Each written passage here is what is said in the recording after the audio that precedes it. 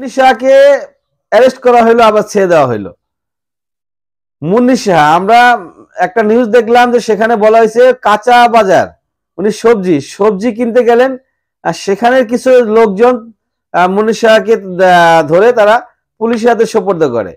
আবার আরেকজন আলেম দেখলাম বলল যে গোপন বৈঠক, উনি কারওয়ান বাজারে একটা গোপন বৈঠক করতেছিলেন, সেই গোপন বৈঠক থেকে তাকে অ্যারেস্ট করা হয়।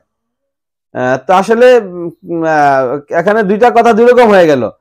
এখন দুইটা কথা দুই রকম হোক আর চার রকম হোক, যাই হোক সেটা বিষয় না। বিষয় হচ্ছে মুন্নি শাহকে অ্যারেস্ট করা হলো, অ্যারেস্ট করার আবার কিছুক্ষণ পরে, মানে কয়েক ঘন্টা পরে আবার তাকে ছেড়েও দেওয়া হইলো।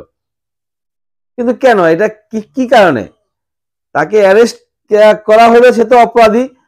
দেখলাম যে অনেকেই তার যে অপরাধগুলো, সেই অপরাধগুলোর কথা বলল, যে উনি সর্বদাই শেখ হাসিনার সঙ্গে সঙ্গে থাকতেন, দেশের বাইরে যেতেন, তারপরে কি বলে শাপলা চত্বরের যে ছাত্ররা ছিল হেফাজত ইসলাম, তাদেরকে জঙ্গিবাদ বলেছেন।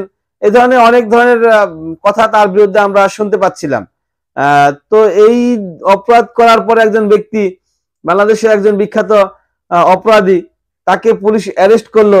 অ্যারেস্ট করলে তাকে আবার অ্যারেস্ট দেখানো হয় নাই, যদিও এটা পত্রপত্রিকায় দেখা হয়েছে মুন্নি শাহ অ্যারেস্ট, কিন্তু তাকে অ্যারেস্ট দেখানো হয় নাই।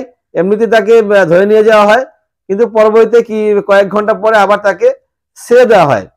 এখন ইলিয়াস সাহেব এবং আরো অন্যান্য আলেম ওলামারা দেখলাম এটা বলতেছেন যে ভারতের চাপে তাকে ছেড়ে দেওয়া হয়েছে। তাহলে তার হাত ভারত পর্যন্ত লম্বা। বাংলাদেশে যে বর্তমান সরকার, সেই সরকারের চাইতেও তার হাত অনেক বেশি লম্বা। তাহলে যদি একজন সাংবাদিকের হাত সরকার চাইতে বেশি লম্বা হয়, তাহলে সরকার রাষ্ট্র চালাবে কিভাবে, সরকার দেশ চালাবে কিভাবে? এটা এখন জনগণের কাছে এটা একটা, মানে জনগণের মনে এই ধরনের প্রশ্ন তৈরি হচ্ছে যে আপনারা তো অপরাধীকে ধরতে পারতেছেন, রাখতে পারতেছেন না। অপরাধীকে আপনারা খাঁচায় আটকে রাখতে পারতেছেন না, তাকে ছাড়তে হচ্ছে কোনো না কোনো চাপের কারণে। তাহলে সেই চাপ কারা দিচ্ছে, সেই চাপ কোত্থেকে আছে?